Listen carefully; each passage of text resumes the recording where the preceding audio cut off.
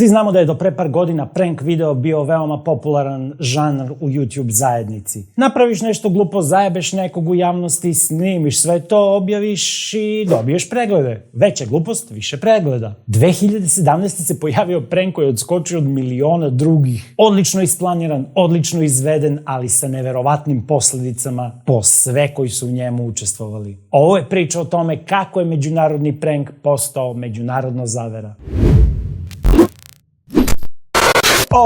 Dobrodošli nazad na YouTube kanal Tango i Trash, gde danas ulazimo u lude političke igre moćnih diktatora u trileru koji će sigurno postati film. Ali da ne dužimo, šiva i priča.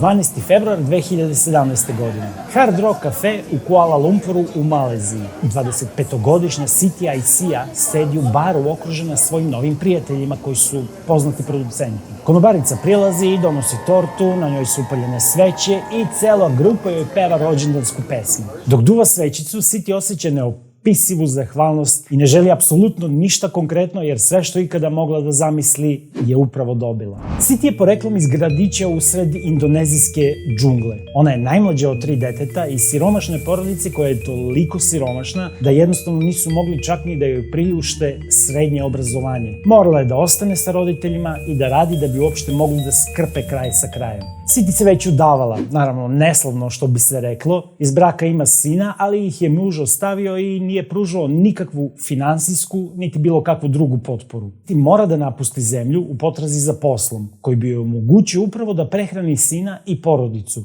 Siti dobija posao masera u Flamingo hotelu u Maleziji i odlazi ne baš luda za tim poslom, ali eto, zarađuje taman toliko da može da prehrani sebe i sina, kao i porodicu. I sa koleginicima kao mlada devojka sanja o tome da je otkrije tajanstveni agent kao nekakav model ili glumicu i da joj se život promeni iz korena. Ali u suštini nije da to zaista očekuje ili veruje. Pa ipak, život je pun iznenađenja. Jedan od producenata sa kojim sedi u baru se zove James. On je grli, pokazuje jej poruke na telefonu. Siti gleda, ali ona ne razume jezik koji vidi i James joj prevodi. Ovo je poruka od mog šefa. Kaže da si ti već superstar u Koreji i u Japanu. Siti je u oblacima kad to čuje, lebdi, život je predivan i napokon je sve kako bi trebalo da bude. A sve je počelo mesec dana ranije. Siti je januara 2017. godine izašla u grad sa koleginicama na njihovo nagovaranje. To je nešto što ona ranije nije baš često radila, jer je uglavnom spavala, radila i slala pare kući. I baš to veče, mesec dana ranije, u beach baru, kafeu, prilazi joj zgodan muškarac i kaže joj da ti nisi možda glumica. Siti onako doterana, sređena, libido pojačan alkoholom, kaže ne nisam, ali bih želela da probam. Naravno, smeje se sa koleginicama, kontuju da je sve to neki upad, ali James joj kaže ok, pođi sa mnom. Odlazi u drugi kraj bara, naručuju piće, upoznaju se i kreće razgovor. Pertama saya kenal James tuh orangnya baik, terus kayak lucu juga kan. Ikut syuting katanya, ikut syuting gimana saya bilang kan. Syuting kayak buat lucu-lucuan gitu, lucu-lucuan gimana, kayak gimana ya. Terkenal kayak bum-bum prank. Jadi saya juga mikirnya oh ya udahlah gitu. Siti je naravno skeptična u startu. S druge strane, u to vreme prankovi jesu toliko popularni da se zaista emituju i na nacionalnim televizijama. Ali mu ipak ne veruje. James je ubeđuje, ok, slušaj dobro, posao je težak, zahtevan, ali bit ćeš dobro plaćena i nema razloga da ne probaš barem. I Siti nakon kratkog ubeđivanja pristaje na to. I život joj tog momenta postaje bajka. Ubrzo daje otkaz u hotelu u kome radi i počinje da živi život slavnih. Putuje po zemlji, konstantno je na snimanju, a Jamesu i sve vreme pumpa ego pričom o neverovatno zadovoljnim šefovima koji su sa njom postigli mnogo više od planiranog i da je ona pravi i pravcati superstar. Da se vratimo na onu rođendansku noć u baru. Oko 10 sati uveče, Siti je već dovoljno popila, umorna je, pozdravlja se sa svima njima i odlazi u hotelsku sobu koju su joj oni obezbedili. Čuje se sa majkom, razgovaraju o rođendanu, o tome kako je život napokon perfektan, kako će sada moći da im obezbedi novac, kako je jako uzbuđena, sutradan ima veliko snimanje, od kog svi očekuju mnogo. To je najveći projekat koji su ikada radili i također najplaćeniji, jer će za ovaj video dobiti čitavih $90 i poslaće im sve pare kući odmah nakon isplate. Nakon toga se kratko čuje sa sinom i odlazi u krevet, ali jedva se uspava zbog uzbuđenja. Taj projekat je toliko bitan da su ona i James imali mnogo proba prethodnih nedelja. Sve što su do sada izvodili bilo je po sličnom principu. Odlaze na železničku ili autobusku stanicu, nalaze i targetiraju metu koja je obično neki stariji muškarac, onda nastupa City koja mu prilazi, poljubi ga ili isprska vodom ili parfemom ili ga namaže čilijem, nasmeje se, pobegne, kamera zoomira na lice čoveka koji u čudu posmatra i jedina razlika između sutrašnjeg i dosadašnjih prankova je u tome što će sutra šalu da izvede sa još dvoje glumaca. Jedan glumac je onaj na kome će šala biti izvedena, jer navodno su producenti iz Japana zahtevali da ovog puta to bude glumac zbog sigurnog uspeha klipa, a druga je glumica sa kojom će City direktno da sarađuje na izvođenju pranka. City i ta druga glumica, Joan Thi Huong iz Vijetnama, su se već upoznali i odradile su nekoliko zajedničkih proba pred snimanje. Joan je imala 28 godina i vrlo sličnu priču onoj koju je imala City. Siromašna porodica, zapalila preko da zaradi keš i na kraju krajeva i njoj je ovo ostvarenje sna, jer jedino što je ona želela u životu jeste da bude u show biznisu, da bude glumica ili da bude voditeljka. Gian je već učestvovala u nekim sličnim projektima, recimo u Vijetnamskom idolu. Nakon toga je doduše sa još par produkcijskih kuća snimala neka prank videa, ali ništa tako značajno sve dok nije srela Jamesa. Trećeg glumca, onog nad kome bi prank trebao da bude izveden, njih dve još uvek nisu upoznale. Producenti su im rekli da će ga upoznati na setu. I sad, sutra ujutru, nakon one proslave rođendana, City ustaje, oblači kostim koje je dobila, sređuje se i izlazi iz hotela. Pred hotelom je James i drugi producent čekaju i svi zajedno taksijem odlaze na internacionalni aerodrom Kuala Lumpur na set. Kada su stigli, sedaju u restoran, naručuju kafu, jedu, prolazi nekih sat vremena. James im dok jedu, dok piju kafu, objašnjava da će treći glumac da stigne i čim stigne kreću sa snimanjem scene. Nekih sat vremena kasnije, oko 9 ujutru, producent kaže, eno ga naš čovek. James ih ubrzava, kaže, izgleda da je glumac već počeo sa rolom jer eto, uputio se ka onoj kabini za automatsko skeniranje pasoša, a da je to znak da scena treba da počne. Sad ih požuruju da krenu, City uzima onaj parfem koji im treba da isprska glumca po licu, Joani razmazuju nekakvo ulje ili nekakvu tečnost po rukama i daju joj jednu vlažnu krpu, jer to je njena rekvizita i njih dve kreću na terminal. Ulaze u gužvu i kreću se ka glumcu onako kako su već vežbale. U jednom trenutku se razdvajaju i jedna prilazi spreda, druga od pozadi. Na ugovoreni signal one prilaze glumcu sa dve strane i Joan mu na lice utrljava ono ulje, stavlja preko njega onaj peškirić, a City ga prska onom parfemom iz bočice preko peškirića. Sve bude gotovo u sekundi, ova mu stavlja peškirić, ova ga prska, kažu mu izvini, kikoću se i odlaze u dve različita pravca. Dok ide ka WC-u, City je potpuno zadovoljan na ono, ide da opere ruke, ali namešta kosu, doteruje odelo, jer zna da je pokidala ulogu i da će tek sad da bude superstar. Kada je završila, City izlazi iz WC-a i kreće na suprotnu stranu aerodroma, tamo gde su se dogovorili da im je mesto sastanka. Samo što tamo nema nikog.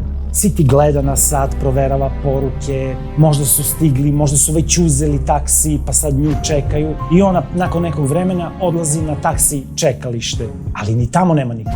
City u tom trenutku pušta Jamesu poruku, ali nema odgovora. Nakon 15 minuta čekanja rešava da uzme taksi, vraća se u svoj hotel. Usput naravno i dalje pokušava da pozove Jamesa, piše mu poruke, ali Jamesu je telefon isključen. Dok se to dešava, ona počinje da osjeća nekakvu mučninu, nešto joj nije dobro, čak u jednom trenutku kaže taksisti da stane jer mora da povrati iz auta, ali sve to pripisuje mamurluku od sinoć, od uzbuđenja, na kraju stižu u hotel i ona odlazi pravo u svoju sobu. Tamo još par puta pokušava da pozove Jamesa, nema odgovora, ona leže u krevet onako potpuno obučena i spava nekoliko sati. Nakon par sati City se budi i dalje osjeća neku blagu mučninu, vidi da nema poziva niti poruka od Jamesa, pokušava još 1-2 puta da zove, na kraju se vraća u krevet i spava do sutra ujutru.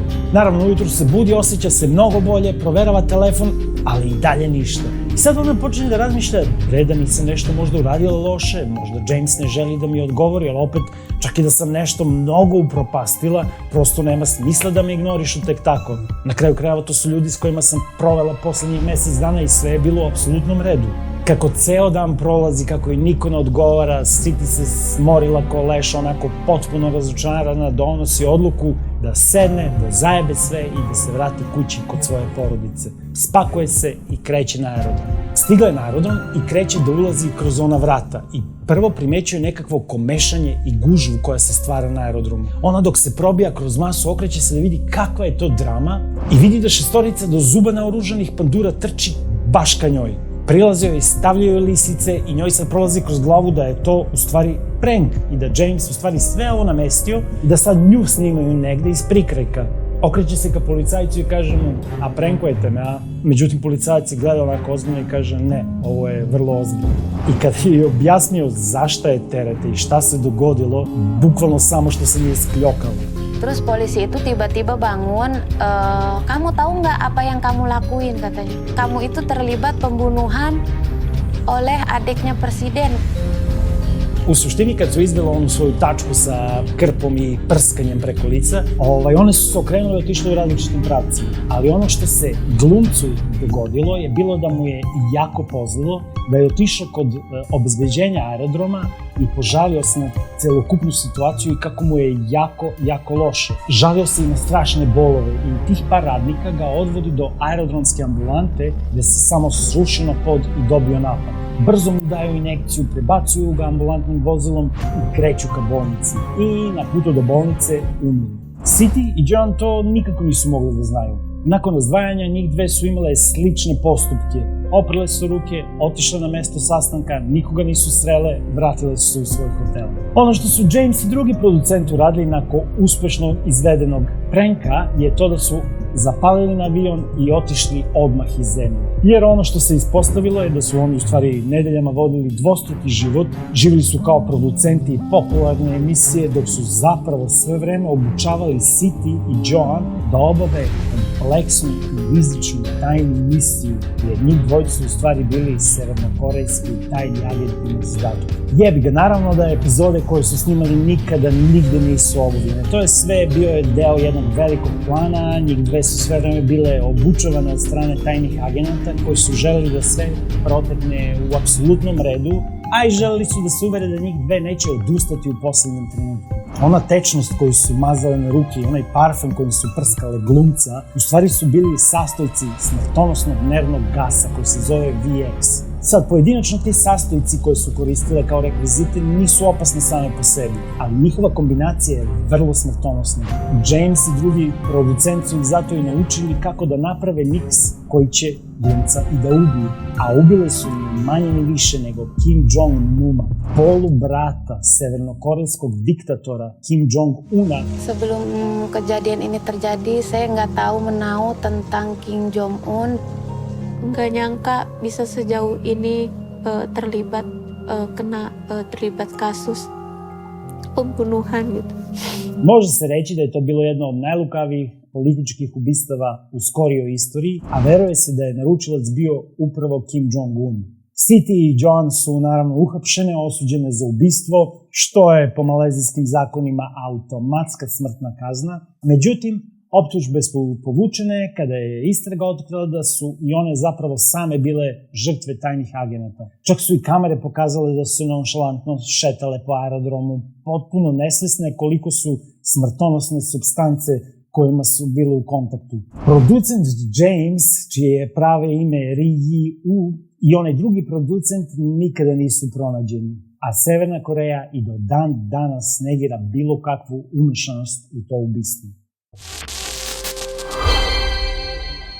I eto, stigli smo do kraja i ovog videa, nadam se da ste uživali. Ako je to slučaj, cepnite koju šamarčinu u tom subscribe dugmetu. Možete isto tako da šibnete i neki komentar dole, a dok ne naiđe naredni video, možete pogledati neki od prethodnih videa. Toliko od mene za danas, ja vas pozdravljam, želim vam divan dan i do sledećeg klipa. Sedi Livija!